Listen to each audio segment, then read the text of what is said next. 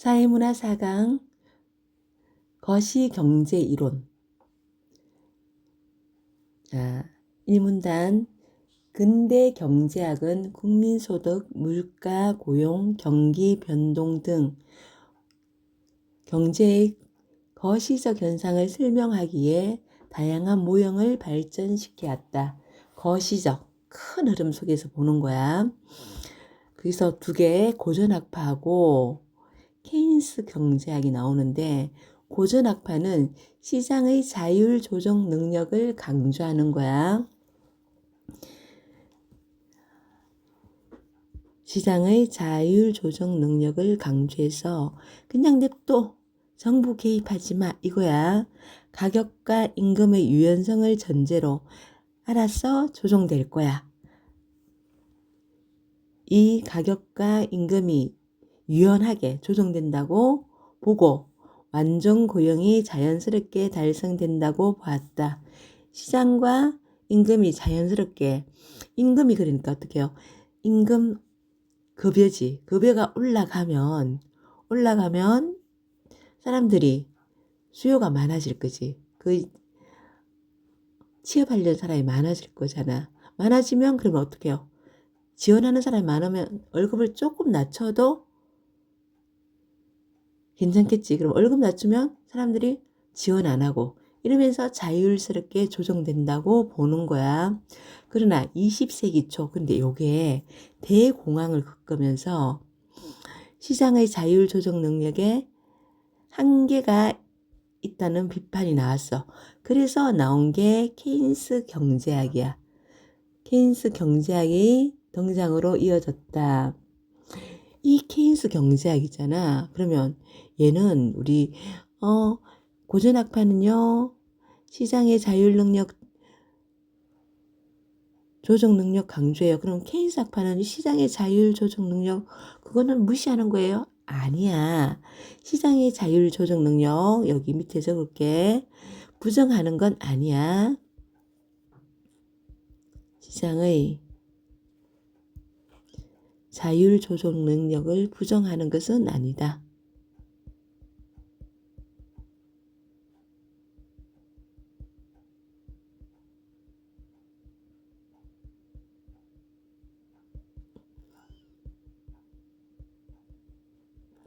아니고, 그리고 이거 유연성을 전제로 한다는 것은, 가격과 임금의 유연성을 전제로 한다는 것은, 자, 이게 임금이 오르면 어떡해요? 임금이 오르면, 자, 우리 고용하려고 하는 사람이 막 지원하겠지, 그지? 그러니까 임금이 오르면 수요가 어떻게 해요? 수요가 늘어나겠지, 그지? 수요가 늘어나면 일자리를 얻는 일자리 수요가 늘어나겠지, 그지? 늘어나면 그러면 어떻게 너무 사람이 많이 몰려? 그러면 임금을 낮추면 수요도 같이 낮아지겠지. 이렇게 조정된다는 소리야. 자, 케인스는 총 수요가 자동으로 총 공급에 맞춰진다고 보는 이 총 수요가 자동으로 총 공급에 맞춰진다는 게 요거지, 요거. 수요가 늘면 수요가 늘어나면 임금이 어떻게 해요? 낮아지잖아. 낮아지면서 조정된다는 거지. 보는 고전학파의 이론을 비판하는 거지. 비판하면서 여기 줄긋자 낮은 총수요가 소득의 감소 및 실업률 상승을 초래할 수 있다고 보았다. 그러면 자, 낮은 총수요는 소득을 감소하는 거야. 소득을 감소시키고 결국 실업률을 상승시키고 이렇게 보았다. 따라서 그는 그래서 어떻게 해요? 시장 자율에 맡겨놓으면 안 돼. 누가 개입해야 돼? 정부가 지출 확대 등 경제 정책에 정책 개입을 해가지고 총수요를 관리해야 한다고 주장하는 거야. 이게 무슨 케인스 학파야. 케인스 학파의 주장이야. 그러면 여기에 중심 어구를 보면 자, 고전 학파가 나오고 고전 학파, 케인스 학파가 나오지. 그 다음에 둘 다 총수요 관리를 얘기하는데 고전 학파는 그냥 자율에 두라. 케인스 학파는 정부가 개입해야 된다. 여기는 자율에 두라. 얘는 정부가 개입해야 된다. 뭘 때문에? 그 전까지는 괜찮아서 대공황이 오면서 그지? 그럼 이것 이제 우리 둘 다 봐봐. 우리 거시경제 이론이야. 둘 다 거시적이야. 하나는 미시적인 게 아니야. 자, 그리고 중심 내용은요. 고전학파하고 고전학파와 케인스 경제학 등장. 케인스 경제학의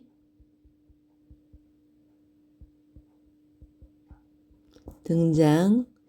배경이 나오지. 배경 및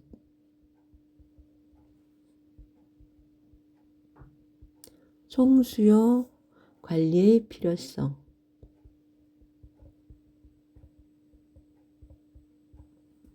자, 두 번째 문단 갈게. 이후 후대의 케인스주의자들은 케인스의 총수요와 관련한 이론을 그러니까 케인스는 수요를 중요시 여겼다. 그지? 관련된 이론을 체계적으로 설명하기 위해서 뭘 했냐면 케인스주의자들은 수요를 중요시 여겼다. 그래서 ISLM 모형을 고안했는데 이 모형은 상품 시장하고 화폐 시장을 동시에 균형을 이루는 지점을 우리가 만나는 지점 있지. 그 지점을 통해 단기 국민소득이 결정되는 과정을 보여주는 거야. 우리 그래프가 뒤에 있는데 여기 잠깐 한번 그려볼게요. 자, 여기에 이렇게 그려보면 이렇게 되는 게 요게 이제 이쪽이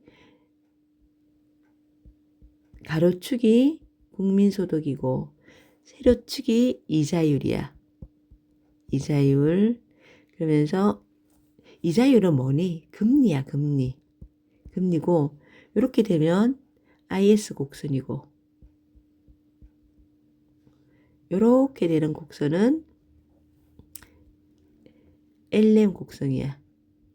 LM 곡선이고 IX 곡선은 상품시장.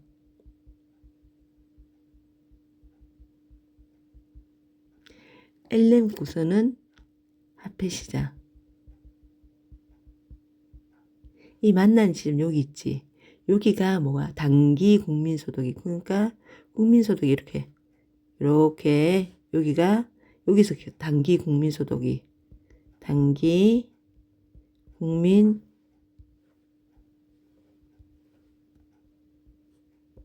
소득이 이렇게 결정된다는 거야. IS 곡선은 이자율 변화에 따라 국민소득이 어떻게 변화하는지를 나타내는데 이자율의 변화에 따라 자, 이자율의 변화에 따라 국민소득이 변화하는 거 나타내는데 예를 들어 자, 이자율이 낮아져. 여기 이자율이 지금 이자율이 여기잖아. 이자율이 낮아져. 이자율이 낮아지잖아. 그지? 낮아지면 기업의 이자율이 낮아지면 이렇게 낮아졌어. 국민소득 어떻게 되니? 이자율이 낮아졌어. 국민소득 이렇게 줄어들었지. 그지? 이자율이 여기서 이렇게 낮아지고 국민소득도 여기서 이렇게 낮아졌잖아. 그지? 이자율이 낮아지면 기업에 투자한다 안 한다? 이자율이 낮아지면 기업은 투자해요. 쉽게 말하면 금리가 낮아져. 그럼 대출을 더 많이 받아. 대출을 많이 받아가지고 기업이 투자를 하는 거야. 그러면 이자율이 낮아지면 자, 선생님이 잘못 그렸어. 자, 우리 IX 곡선 갖고 해야 되는데 뭐 갖고 있냐면 LM 곡선 갖고 했어. 다시 할게. 이자율이 낮아져. IS 곡선 갖고 하자. 이게 얘가 IS 곡선이잖아. 얘가 IS 곡선이니까 잘못했어. 이자율이 낮아져. 그러면 이자율이 이렇게 낮아졌다. 이렇게 낮아지면 이렇게 봐봐. 국민소득 어떻게 해? 이렇게 늘어나지. 잘못했다. 이자율이 낮아지면 국민소득 여기 이만큼 늘어나는 거야. 왜? 이자율이 낮아진다는 것은 다시 말하면 금리가 낮아진다는 거야. 금리가 낮아지면 빌려요. 금리가 낮아지면 기업이 투자가 증가해요. 왜? 빌려서 투자하는 거야. 은행 이자가 싼 거야. 그래서 빌려서 투자하기 때문에 투자가 증가하고 국민소득은 어떻게 해요? 여기 본 것처럼 상승하고 그러면 소득이 늘어. 당연히 소비는 촉진되겠지. 그치? 반대로 이제 우리 이자율 높아지면요. 이자율이 높아졌어. IX 곡선이지. 반대로 가면 안 된다. 선생님 아까처럼 IX 곡선이 이렇게 되면 이자율이 높아졌어. 이자율이 여기서 이렇게 높아졌지. 그러면 어떻게 해요? 이렇게 되지. 국민소득이 여기서 이렇게 줄어들었지. 그지? 이자율이 높아지면 그러면 투자 어떻게 해요? 이자가 높아. 은행에서 돈 빌리면 갚을 돈이 많어. 투자는 감소하겠지. 감소하고요. 국민소득과 소비는 어떻게 해요? 줄어든다. 이처럼 이자율이 변할 때마다 새롭게 형성되는 국민소득 수준을 연결하니까 무슨 곡선이 됐냐면 이 IS 곡선이 되는 거야. IS 곡선이고 IS 곡선은 어떻게 우측으로 가면 이렇게 내려가지 그지? 이걸 한 게 IX 곡선이고 일반적으로 어떻게 해요? 우하향 하는 형태를 띠는 거야. 자, 여기에 옆에 옆에 여기가 아니고 여기 보면 하나 있어. 여기. 자, 이쪽에 보면 있는데 여기 다시 정리할게. 뒤에서. 자, 중심 어구를 보면 IS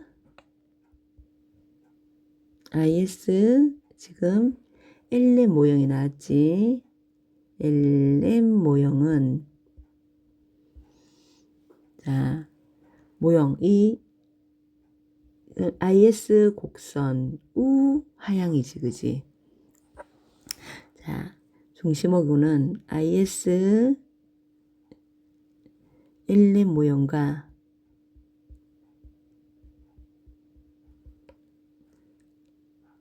LM 모형과 IS 곡선의 개념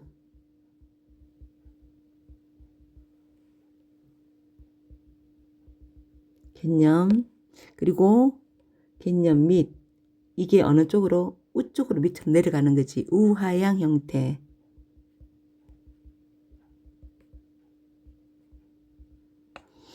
자, 한편 자, 소득이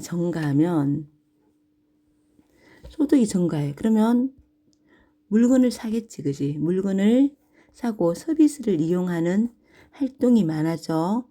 화폐 수요가 늘어나는 거야. 화폐 돈을 갖다가 돈 많이 쓰겠지, 그지? 하지만 중앙은행이 공급하는 통화량을 경제 내부에서 결정할 수 없는 요인으로 간주하고 통화량은요, 경제 내부에서 결정할 수 있다, 없다? 없다. 간주하여 외생적으로 일정하게 고정해 두었다면 일정하게 고정되는 거야. 이는 소득이나 이자율이 변해도 공급되는 양은 변하지 않음을 의미한다. 다시 말하면 통화량이라는 거야. 그러니까 아무리 화폐의 수요가 늘어나. 근데 그렇다고 해서 화폐가 더 들어오는 건 아니야. 공급되는 게 아니야. 자, 통화량은 변하지 않는 것을 전제로 하고 있어요. 통화량이라는 건 돈이야, 돈. 돈이 이제 아무리 돈에 돈을 갖다 사람들이 더 원해도 돈이 더 들어오지는 않아. 통화량이 안 변하는 것을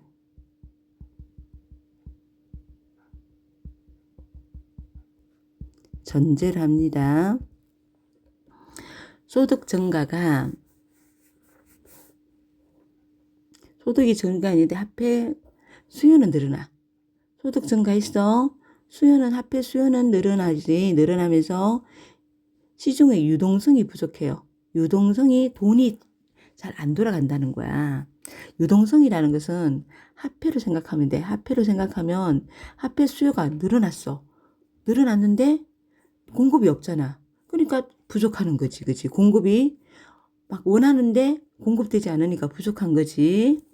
부족해지고 이에 따라 화폐 수요 수요가 초과하는 거야. 화폐가 들어오지 않으니까 화폐를 원하는 사람만 초과하는 거지. 초과 상태가 발생하고 이때 화폐 공급과 화폐 수요의 균형을 되찾기 위해서 그러면 어떻게 해요? 이자율이 상승해야 하는데 그러면 이자율이 높아지면 예금이나 채권 같은 이자를 주는 자산으로 바꾸려 하기 때문에 현금을 보유하는 유인이 줄어든다. 그래, 이자율 높아지면 우리 생각해봐. 은행에서 이자를 높게 준대. 그러면 내가 돈을 갖고 있는 것보다 어떻게 해요? 은행에 예금하겠지. 예금하니까 그래서 현금을 내가 보유하려는 그 원인이 줄어드는 거야. 보유하려는 유인이 줄어든다.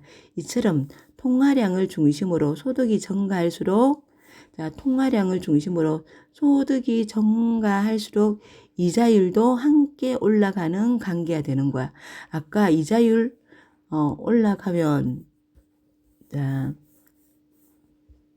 여기는 이자율이 올라가면 높아지면 투자가 감소되고 봐. 이자율이 높아지면 투자가 감소하고 국민소득과 소비가 줄어들잖아. 그치? 이자율이 높아지니까 IS 곡선은 이자율이 높아지니까 어떻게 해요? 소득이 줄었잖아. 근데 여기 LM 곡선은요. LM 곡선은 이자율이 높아지니까 이자율이 화폐가 수요가 많아져. 수요가 많아지는데 공급은 안 돼. 안 돼. 그러니까 이자율을 높여. 그러면 어떻게 해요? 소득이 증가하는 거야. 이자율도 함께 올라가는 관계를 나타낸다. 이걸 갖다가 무슨 곡선이라고 했냐면 LM 곡선으로 LM 곡선은요. 우상향하는 형태를 띠는 거야. IS 곡선과 LM 곡선이 만나서 교차하는 지점이 바로 경제가 단기적으로 균형을 이루는 지점이야. 여기는 밑에 그래프가 있으니까 보자. 여기 LM 곡선, 여기 IS 곡선이 뭐라고요? 상품이지, 그지? 상품 시장이고.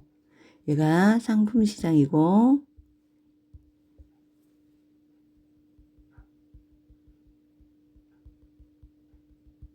LM 곡선이 화폐 시장이야.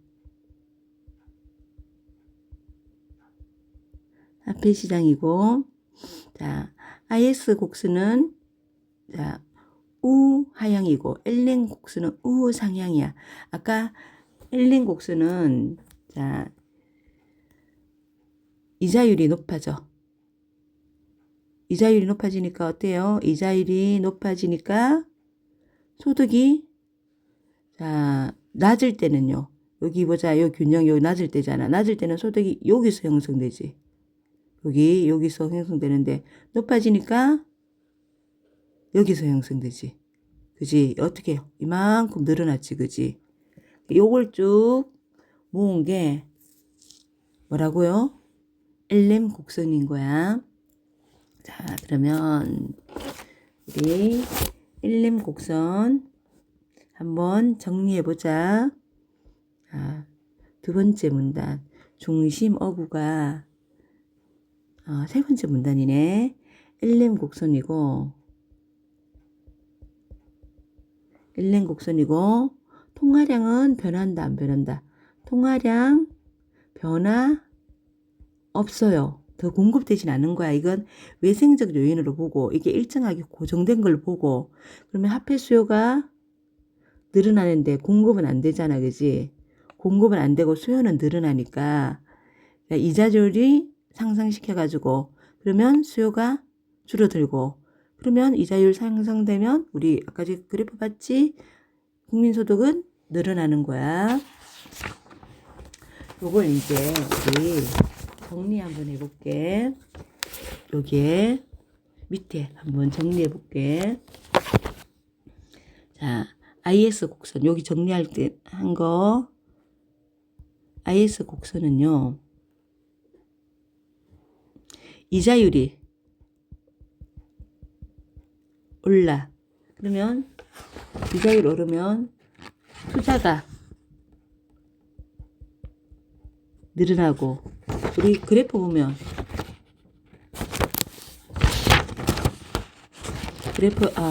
투자가 미안해 늘어난 것부터 하니까 투자가 줄지. 왜?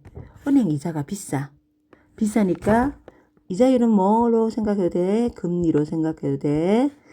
금리 이자, 은행 이자가 비싼 거야. 그러면 돈 빌려서 투자하려고 기업이 안 하겠지.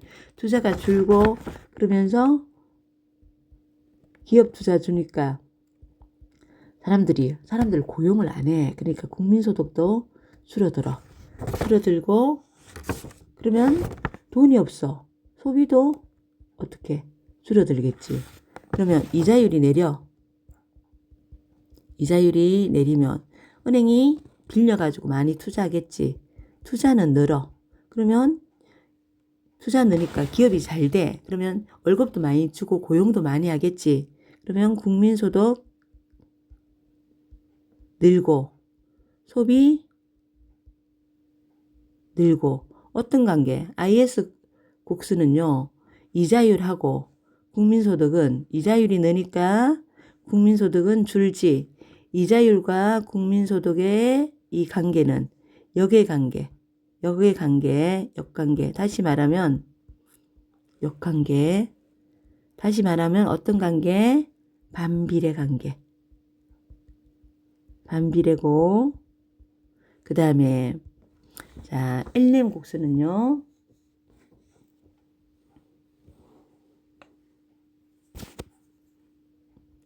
LM 곡선은 자,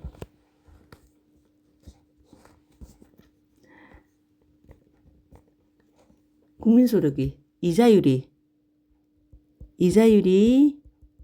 오르니까 국민소득이 어때요?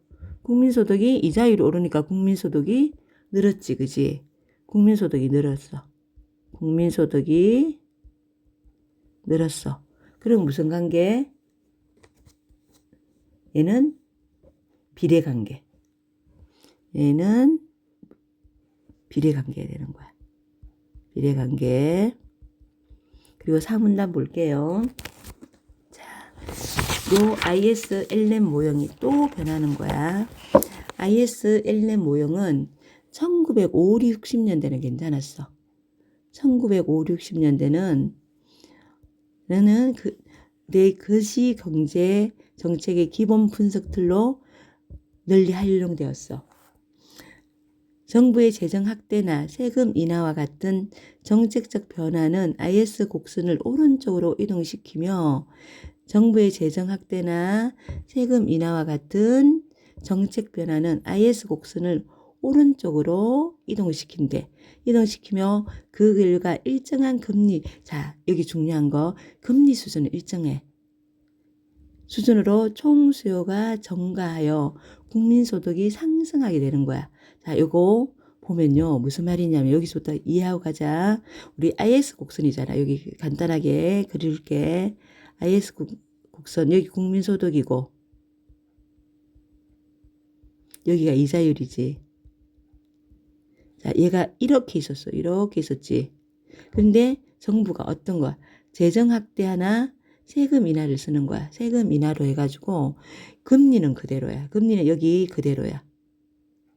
금리는 그대로인데 그러면 재정 확대. 그러니까 쉽게 말하면 우리 막 보조금을 준다든가 국민 1인당 보조금을 줘. 그러면 소득이 늘어나잖아. 소득이 늘어나지. 세금을 줄여줘. 세금 줄인다는 것은 우리가 국민으로 봤으면 어떻게 해요? 내가 정부에 세금을 내야 되는데 세금을 안 내니까 소득이 늘어나는 거지. 그러면 요거는 그대로인데 국민소득 여기잖아. 그지? 국민소득이 늘어나려면 어떻게 해야 돼?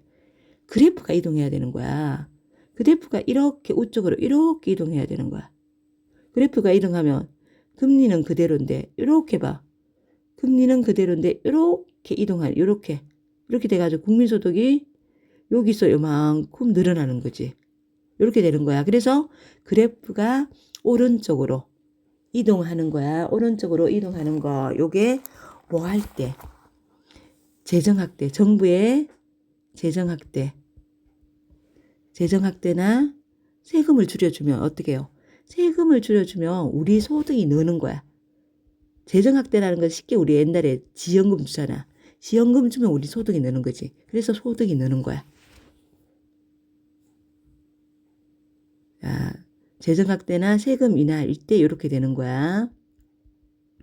인하일 때 요 그래프가 되고, 그럼 반대로 긴축재정, 그러니까 정부가 돈을 안 써. 긴축재정으로 하면 정부가 돈을 안 써. 그러면 우리는 수요가 줄어드는 거야. 이 정부가 개입하는 거잖아. IS-11 모형은 정부, 케인스 정책이고 정부가 개입한다라 그지. 긴축재정은 정부가 돈을 안 써. 돈을 안 쓰면 그만큼 우리가 수입이 줄어드는 거랑 마찬가지야. 왼쪽으로 이동해. 그러면 얘가 왼쪽으로 이렇게 이동하는 거야. 금리는 그대로인데 이렇게 왼쪽으로 이동해요. 금리는 그대로야. 금리는 그대로인데 얘 어떻게 돼요? 이렇게 줄어들었지. 소득이 이렇게 줄어드는 거야. 소득이 요거밖에 안 돼. 이렇게 줄어들었지, 그지? 그러면 왼쪽으로 그래프가 자 IS 곡선이 왼쪽으로 이동시켜가지고 총수요를 줄이면서 경기 가열이 억제된다. 그러니까 소득이 줄고 경기 가열이 억제돼. 이 IS 곡선 이동은 일정한 금리 수준에서 달성 가능한 국민소득 수준 자체가 변함. 그러니까 금리는 일정이에요. 봐. 금리는 일정하지.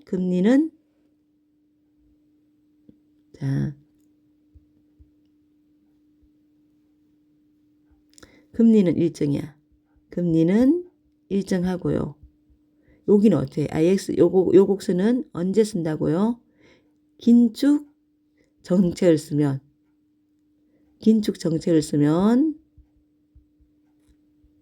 국민소득이 줄어들지, 그지? 자, 일정한 금리 수준에서 달성 가능한 국민소득 수준 자체가 변화하는 거지. 그래프가 이동하면서 금리는 일정하고 국민소득은 줄어드는 거지. 이에 따라 경제는 새로운 균형점. 그치? 새로운 균형점을 여기가 IS 이제 LN 곡선이 이렇게 있으면 LN 곡선이 여기에서 이렇게 있다 치면 그치? 여기서 생성됐다가 여기서 형성됐다가 이렇게 달라지는 거지, 그지? 새로운 균형점이 도달하게 된다. 즉 총수요와 총공급의 균형점이 형성된다. 그러나 이 IS 모형은 1970년대 요게 50년 60년대까지 괜찮았어. 1970년대 되면 이 IS 모형은요 1970년대 오일 쇼크가 온 거야. 로 인한 스태그플레이션은 뭐냐면 우리가 보통 보면 경기가 침체되면 물가가 보통 일반적으로 침체되면 물가가 내려가야 돼. 수요가 없는 거야. 수요가 없으면 경기가 침체되면 돈이 없다는 소리지. 일반적으로 경기 침체는 수요가 줄어들고 그러면 물가도 수요가 안 사면 물가도 어떻게 해요? 내려가는데 이 스태그플레이션은요. 경기가 침체되어 있는데 물가는 상승해요. 물가는 상승하는 거야. 그래서 이 오일 쇼크가 오면서 이게 이제 IS 모형 이게 안 먹혀 들어가는 거야. 그래서 이후 중앙은행의 통화 정책이 실제 경제에 영향으로 중앙은행의 통화 정책이 실제 경제에 미치는 영향을 보다 현실적으로 설명하기 위해서 뭐 하냐면 이제 새로운 모형이 나오는 거야. 이게 이제 앞에 거 갖고 이 앞에 이 모형 갖고는 1970년대 오일 쇼크 이게 설명이 안 되는 거야. 그래서 뭐가 새로운 거 실제 경제에 미치는 영향을 보다 현실적으로 설명하기 위해서 신케이스 학파의 ISMP 모형이 나오는 거야. MP 모형은 뭐냐? 기존의 IS 곡선을 유지하면서 중앙은행이 경기 상황에 따라 누가요? 중앙은행이요. 앞에 중앙은행 개입 있어 없어? 없어요. 앞에 정부의 개입만 있지. 정부가 재정을 늘린다든가 아니면 재정을 줄인다든가 이런 긴축 재정은요. 재정을 줄이는 거야. 이 긴축 재정은 재정 확대가 아니고 재정을 감소시키는 거야. 감소시키는 거. 이거 갖고 했다면 이제 ISLM 모형은 중앙은행이 들어가는 거야. 중앙은행이 경기 상황에 따라 기준금리를 어떻게 조정하는지. 여기 금리 변화 있었다 없었다. 여기 앞에 이 모형은요. 금리가 어때요? 일정했어요. 금리 변화 없었어요. 금리가 일정했는데 여기는 이제 중앙은행이 금리를 조정하는 거야. ISLM 모형은 금리를 조정해서 MP 곡선이 나오게 되는 거야. 우리 여기까지 이해했지? 자, 사문단 보면 ISLM 모형을 여기 사문단 여기 정리할게. ISLM 모형의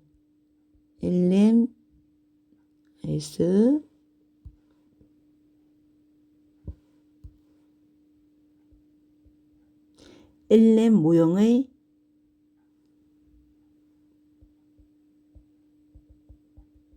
활용 그리고 요게 한계 오일 쇼크가 무슨 한계를 나타낸다 있지 그지. 그리고 ISMP 모형이 이제 새롭게 신케인즈 학파에 의해서 나오는 거야. 그리고 중심 내용은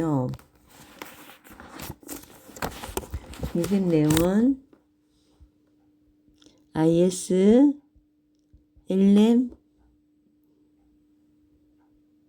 모형의 활용과 한계고 ISMP 모형이 등장하는 거야. 자, 그 다음에 5문단 보자. ISLM 모형과 ISMP 모형 모두 이자율을 모형 내부에서 얘는 봐봐. ISLM, ISMP 요 두 모형은 모두 모형 내부에서 결정돼. 이 공통점이지. 그치? 모두 이자율을 모두 공통점이라는 거야. 내부에서 결정하는 내생 변수로 보는 거야. 이 공통점. 이런 거 잘 봐야지. 자, 있지만 이게 공통점이고 있지만 그 다음에 차이점 나온다는 거지. LM 곡선은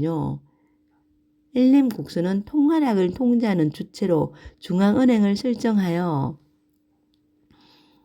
중앙은행이 정부처럼 시장 밖에서 시장을 규율하고 조정한다고 강조한다.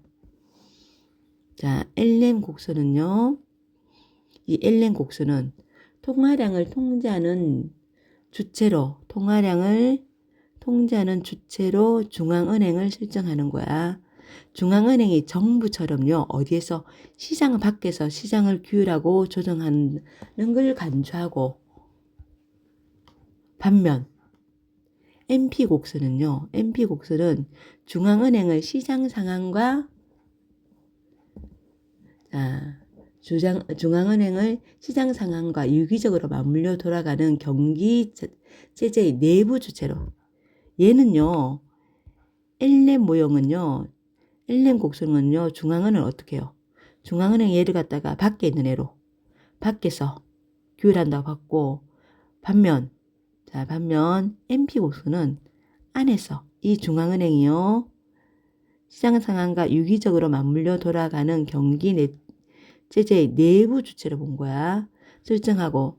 따라서 MP 곡선은요, 금리 결정은 물가 상승률, 국민소득 등 내부니까 금리 결정이요, 물가 상승률과 국민소득 등 경제 이 내부로 봤잖아. 이 MP 곡선은 내부로 보니까 경제 내부 요인에 따라 얘는 외생적, 우리 엘렌 곡선은 외생적이었지. 엘렌 곡선은 외생적, 얘는 내생적으로 조정하여 국민소득의 변화로 인해 금리가 변하는 것은 곡선 위에서의 점으로 이동하는 거야. 자, 국민소득 변화로 인해 국민소득이 변화했어. 그래서 금리가 변하는 것을 곡선 위의 점의 이동으로 나타내는 거야. 자, 소득이 증가하면 소비와 투자가 늘어나 소득 증가하면, 소득이 증가하면 소비와 투자는 당연히 늘어나지. 그럼 총수요가 확대되고 물가 상승 압력이 커진다. 이를 억제하기에 중앙은행은 기준금리를 인상하겠지. 그지? 가열되면 경기가 가열돼. 그러면 금리를 인상해. 그러면 어떻게 해요? 우리 같은 일반 국민들은 은행 이자가 높아지네. 그러면 어떻게 해요? 주식하지 말고 은행에 예금해야지 이러면서 은행에 예금하는 거야. 그러면 어떻게 해요? 돈이 덜 돌아가지. 시중에 돈이 덜 들어가겠지. 그러면 경기가 억제되는 거야. 금리 상승은요, 소비와 투자를 줄여. 그럼 우리는 우리 국민들 입장에는 물건 사는 거, 뭐 사는 것보다 은행에 넣는 거야. 그리고 또 대출했으면 대출 이자가 높아지는 거야. 대출 이자가 높아지면 어떻게 해요? 대출 내가지고 내가 뭘 사려고 그랬는데, 안 되겠다. 지금은 사지 말아야지. 그러면서 소비가 줄어들고, 기업도 어떻게 해요? 이자가 이렇게 높단 말이야. 은행에 대출해가지고 투자할 게 아니네. 그래서 투자가 줄어들고 물가가 안정시키고 경제의 균형 상태를 이끈다.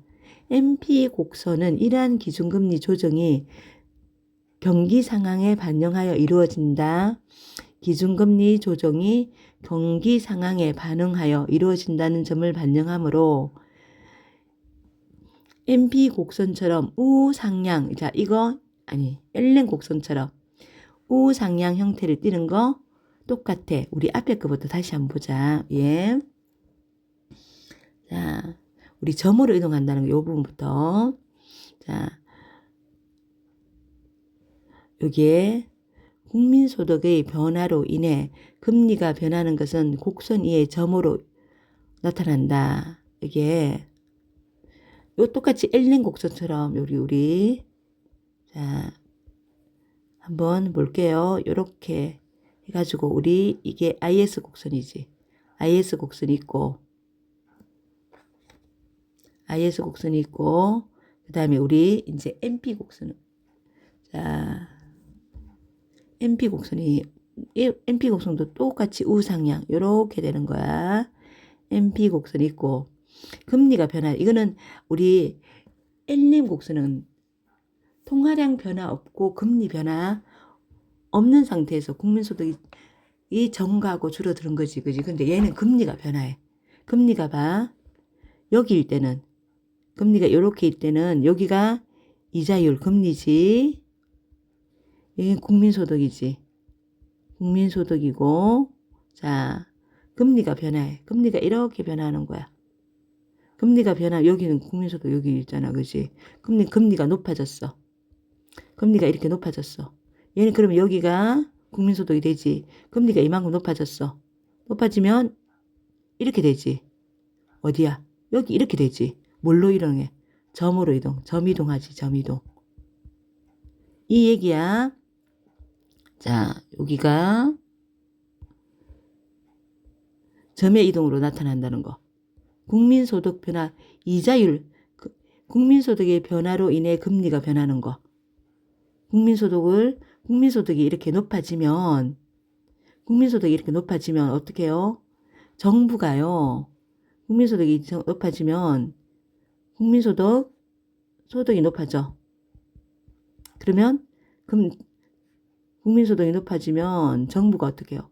금리를 인상시키는 거야. 국민소득이 높아지면 수요가 늘어나고 물가도 상승하겠지, 그지? 수요가 늘어나고 물가도 상승하고 그러면 경기가 가열돼요. 경기가 가열되면 이제 금리 갖고 그러면 어떻게 해요? 금리를 높여요. 그러면 어떻게 해요? 수요가 줄어들어요. 수요가 줄어든다는 것은 소비가 줄어드는 거야. 소비가 내가 안 사는 거야. 줄어들고 그럼 물가는 내려가겠지. 그러면서 경기가 안정된다는 거야. 그래서 경기를 조정하는 거야. 그러면 어떻게 해요? 이 경기 가열에서 균형이 이루어진다는 소리지. 반면 외부 요인이 변할 때 요거는 어떻게 해요? 내부적 요인이야. 내부 요인인 금리 우리 금리 변화 어떻게 해요? 내부 주체로 봤잖아. 내부 주체로 봤잖아. 중앙은행이 금리 조절하고 이런 거 내부 주체를 봤지, 그지? 반면 반대로 외부 요인이 변하는 거야. 외부 요인이 변할 때는요, 곡선 자체가 이동하는 거야. 중앙은행이 물가 안정을 위해 정책 기조 자체를 변경하는 것은 그래프 축에 없는 외부 요인이야. 외부 요인으로 MP 곡선을 이동시킨다. MP 곡선을 곡선 자체가 이동하는 거야. 요거는 점의 이동이지, 그지? 만약 중앙은행이 물가가 너무 상승해 억제를 하기 위해 긴축적 기조를 취하면요. MP 곡선은 이쪽으로 경기 부양을 위해 완화적 기조를 취하면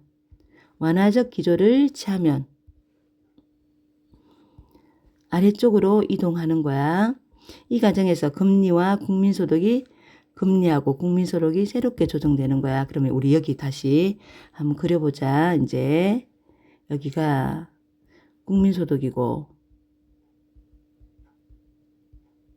여기가 이자율이지. 국민소득이고 이자율인데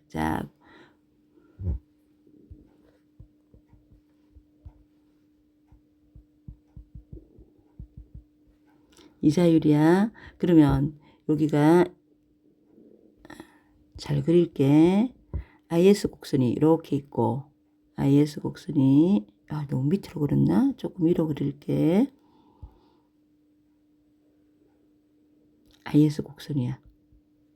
IS 곡선이 이렇게 있고 요게 MP 곡선이 이렇게 있으면 우리 그대로 해보자. 외부 요인이야. 여기는 내부이지. 잘 크게 좀 쓰자. 얘는 내부 요인. 얘는 외부 요인. 외부 요인이고 정책 기조가 변하는 거야. 물가 상승을 억제하기 위해서 긴축적 기조를 쓰면 위쪽으로 이동한대. 이쪽으로 이동하면 위로 가자. 위로 이렇게 이쪽으로 이렇게 가는 거야. 이쪽으로 이렇게 가는 거야. 이쪽으로 가면요. 이쪽으로 가면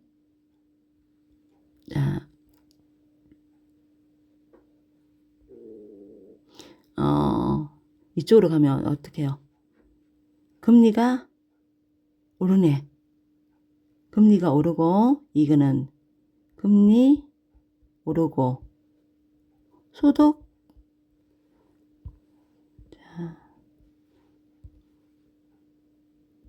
금리 오르지. 소득은 어때요? 줄어들지. 이렇게 소득이 원래 같은 이자율일 때 요만큼이었지. 소득이 이만큼이었는데 이만큼 줄어져 버렸지. 어떻게 해요? 이게 긴축적 기조. 그러면 금리 오르면 물가는 어떻게 해요? 물가 우리 수요가 줄어들지. 그럼 물가가 내려가지. 그치? 물가가 내려가. 물가 수요가 어떻게 해요? 수요가 줄어들잖아. 그럼 안 살려고 그래. 물가는 줄어들지. 물가는 줄어들지. 이게 긴축이고,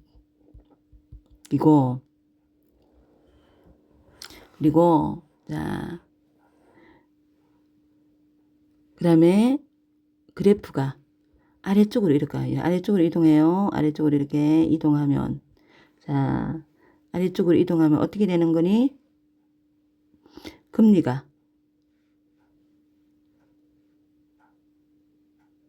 내려가지. 그치? 금리가 이렇게 내려가고요. 금리 내려가고,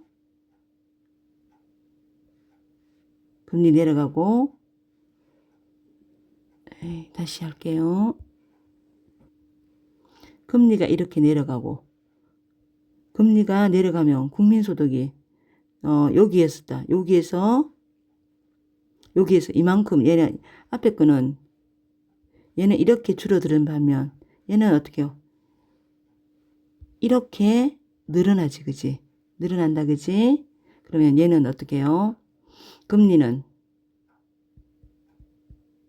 내려가고 소득은 늘어나고, 그러면 소득이 늘어나면 수요가 늘어나니까 물가가 당연히 늘어나고, 그러면 이거는 뭐야? 완화지. 완화 정책을 쓰는 거야. 이렇게 외부 요인은 뭐가 이동한다? 외부 요인은 얘는 점 이동이며 외부는 그래프 이동이지. 이동을 한다. 이해됐지? 그지? 그 다음에 자, 이게 5문단이야. 5문단 정리해 볼게요. 자, 5문단. 1렘 곡선하고 글씨가 1렘 곡선과 MP 곡선의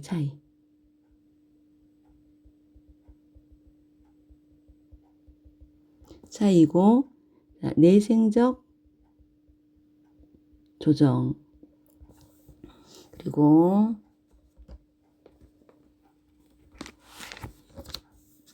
자, 중심 내용 1렘 곡선과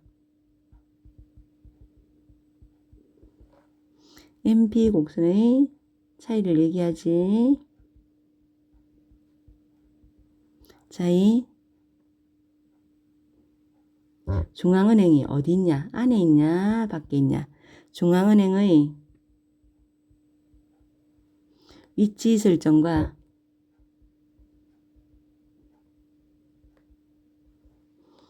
내생적 금리 조정.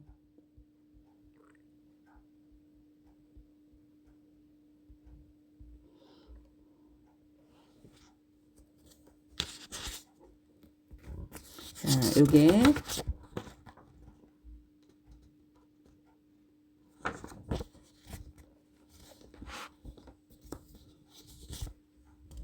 여기 내생적 조정하고 그림 분석 있지. 내생적 조정.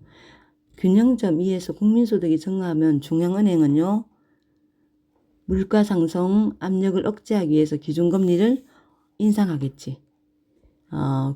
균형점 2에서 우리 균형점 2에서 국민소득이 증가하면 뭐 한다고요? 물가가 상승하는 거야.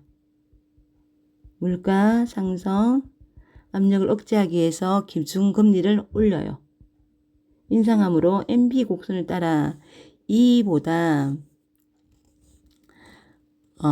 우상향의 위치에서 우상향 위치에 점이 이동하는 거야. 봐. 여기 금리가 자 물가 상승하면 어떻게 해요? 금리를 올려요. 그래서 이렇게 위로 간다는 얘기야. 이렇게 위로 이동한다는 얘기야. 자, 국민소득이요. 그 다음에 두 번째, 국민소득이 감소하면 어떻게 해요? 감사면 안 사겠지, 그지? 감사면 수요가 줄어들잖아. 그러면 수요가 줄어들어요. 그러면 수요를 좀 활발하게 하기 위해서 금리를 인하해요.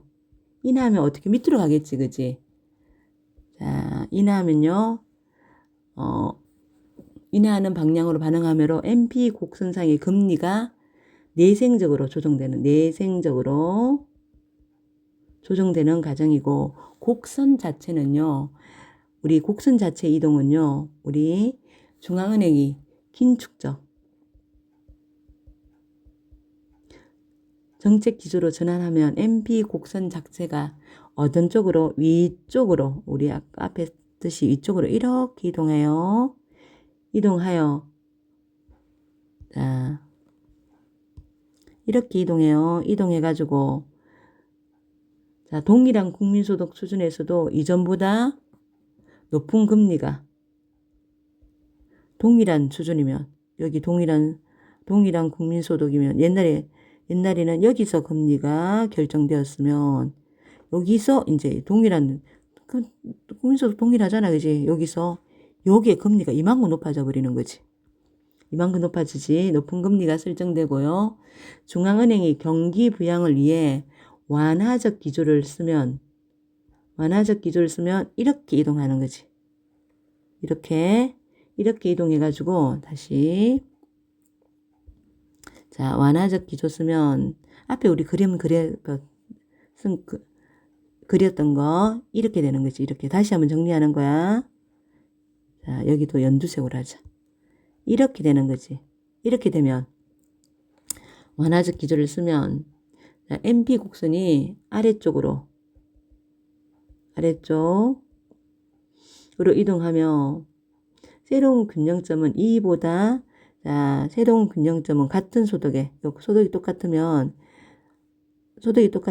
이자가 여기서 형성되잖아. 이만큼 줄어들었지. 여기서 형성되니까, 그치? 이만큼 줄어들었지. 아래쪽으로 이동하며 새로운 균형점 2보다 낮은 금리하고 낮은 금리, 높은 국민소득으로 형성된다. IS 곡선의 이동과 복합 변동인데, 여기가 이제, 뒤에 보면, 밑에 6문단 하고 할게요. 6문단 할게요. 자, 6문단. 중앙은행이 금리를 정책 목표로 삼게 된 이유는 금융시장의 규모와 자본 이동이 커진 현대 경제에서는 통화량만 갖고는 안 되는 거야. 통화량만으로 유동성을 정밀하게 통제하기 어렵기 때문에. 따라서 금리를 정책 수단으로 삼는 게 ISMP 모형이야. 모형은 현실 경제의 정책 효과를 구체적으로 설명할 수 있다. 그래서 이제 우리 금리를 정책 목표로 삼게 된 거야. 아울러 ISMP 모형은 경제 주체들이 기업이라든지 아니면 국민이라든지 기대 변화가 총수요와 경기 변동에 어떤 영향을 미치는지 함께 분석할 수 있다는 점에서 의미가 크다. 경기 주체인 가계는 우리 국민들이야. 가계 경기 주체가 누군지 나왔지. 가계와 기업은요, 중앙은행의 정책 방향을 예측하며 소비나 투자를 결정을 내린다. 예를 든다. 중앙은행이 경기 상황에 따라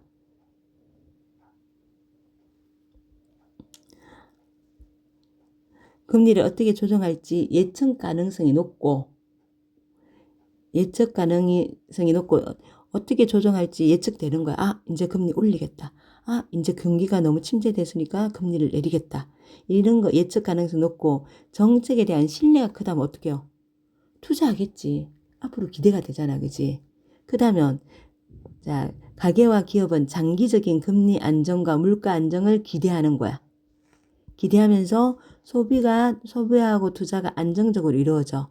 근데 반대로 중앙은행의 정책이 일관되지 뭐 이랬다 저랬대. 그럼 불안하잖아. 그럼 내가 돈을 가지고 있지, 그지? 일관되지 않아. 그리고 예측하기 어렵다면 향후 금리하고 물가가 어떻게 될지 몰라. 불확실성이 우려해 소비와 투자를 줄이고 얘는 당연히 줄일 수밖에 없겠지.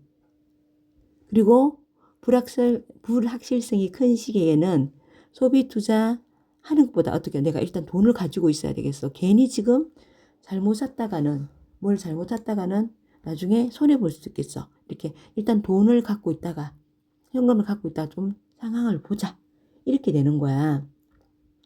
이는 자금이 시중에 머물며 실물 경제 확산에 지연하는 거야. 투자가 안 되니까. 실물 경제로의 확산이 지연되고요.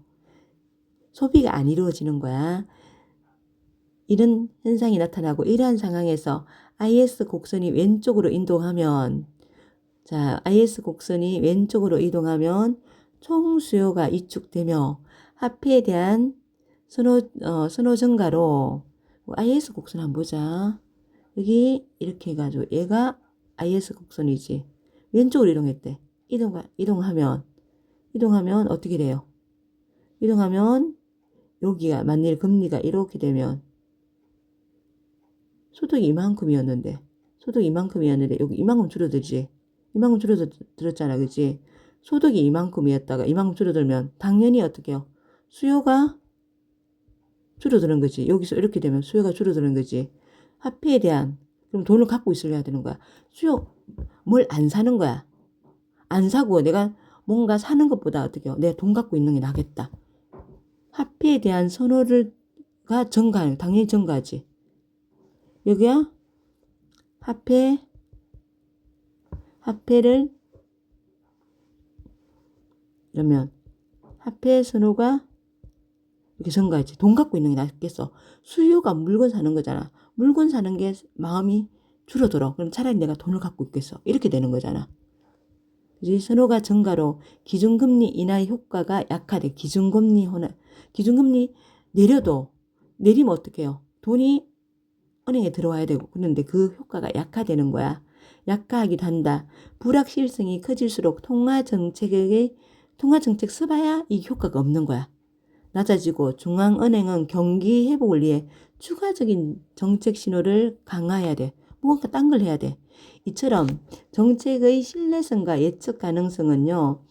기대를 형성하는 거야. 주체들의 기대 형성에 직접적인 영향을 미치며 믿을만 하니까 내가 지금은 좀 뭐가 안 되더라도 장기적으로 투자해야겠다 이런 생각이 들지.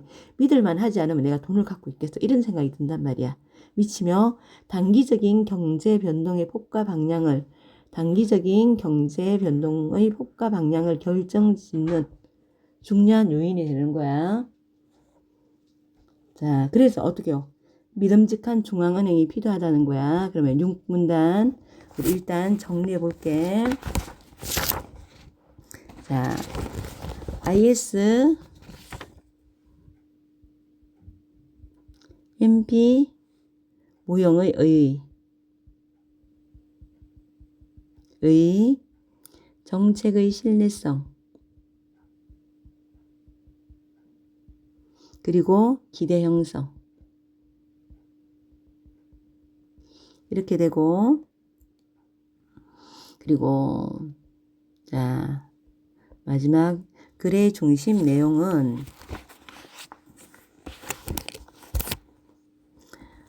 똑같이 IS MP 모형의 의의와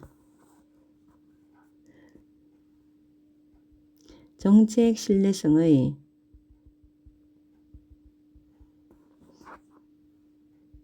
예측 가능성이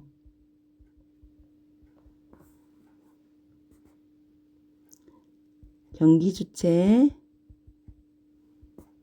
기대 형성에 미치는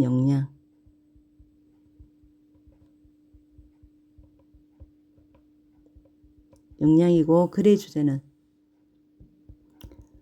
거시경제 이론의 변천과 둘 다 거시경제야. 케인스학파도 거시경제야. 이론의 번천과 IS 엘렘 모형 IS MP 모형의 비교 분석.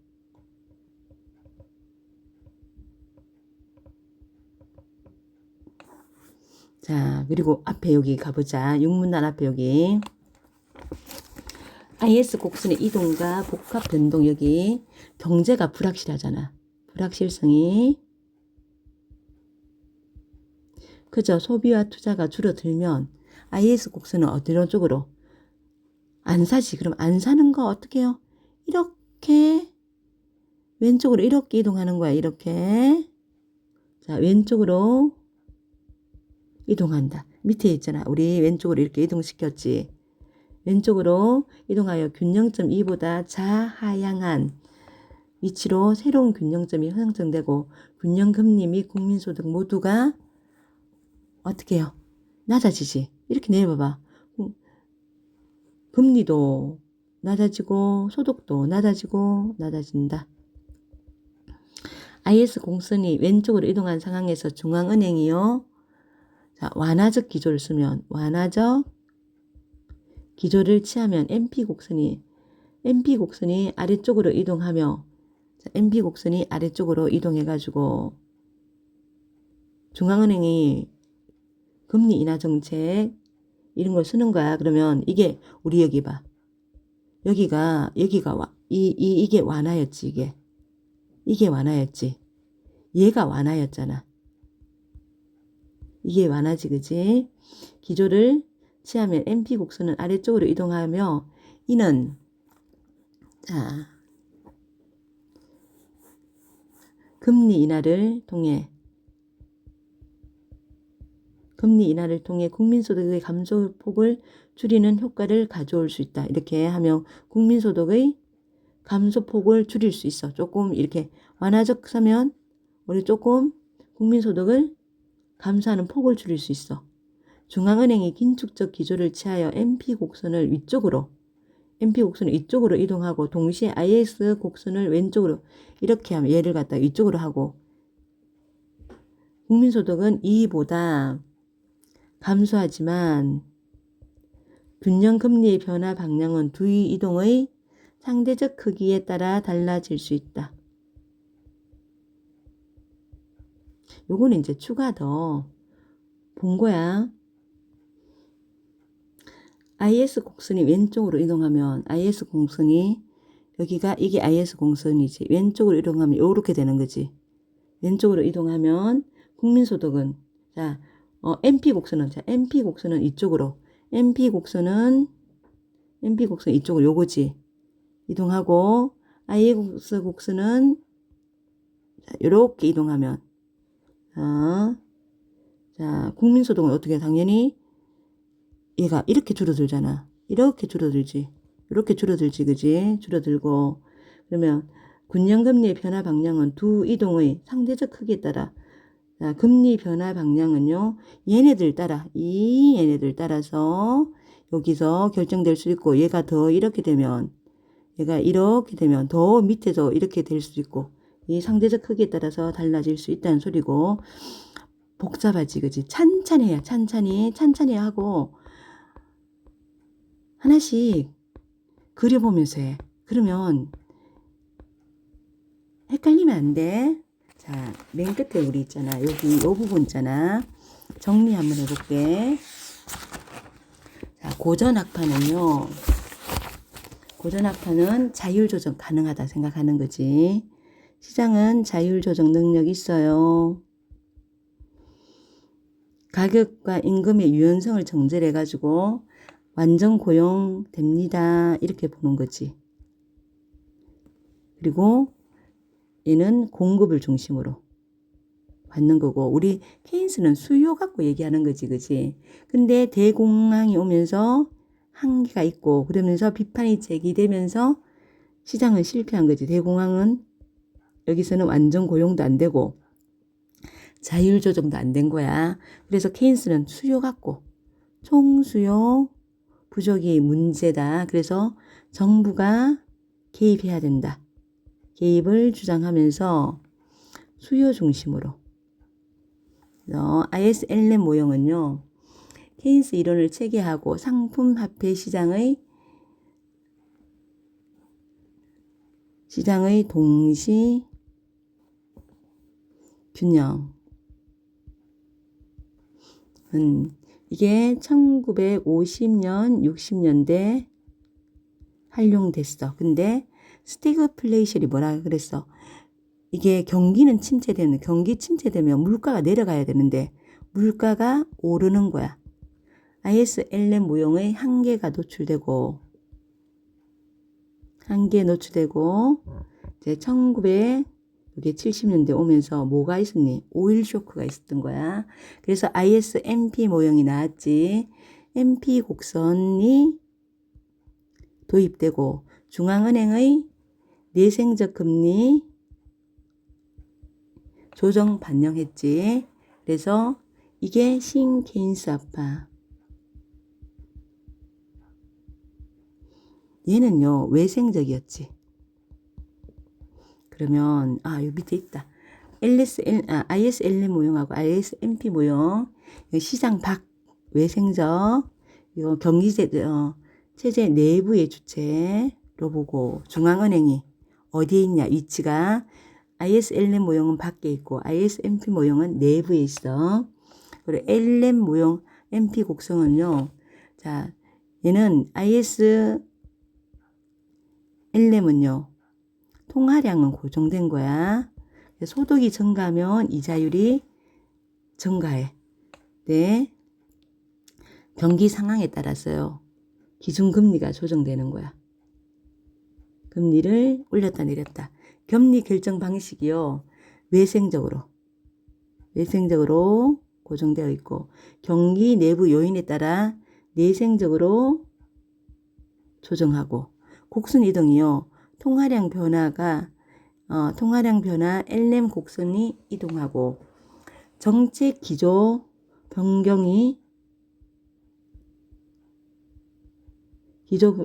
변경은 MP 곡선이 이동하지, 그지? 외부 요인일 때. 얘 외부 요인이야. 내부 요인일 때는 어떻게요? 점이 이동하는 거지. 자, 이자율을 내생 변수로 둘 다 내생 변수로 다루었고 IS 곡선은 동일하게 IS 곡선은 우하향하고 얘 둘 다 뭐야? 우상향이고 여기 공통점이지. 자, 여기까지고 너무 복잡했지, 그지? 수고하셨습니다.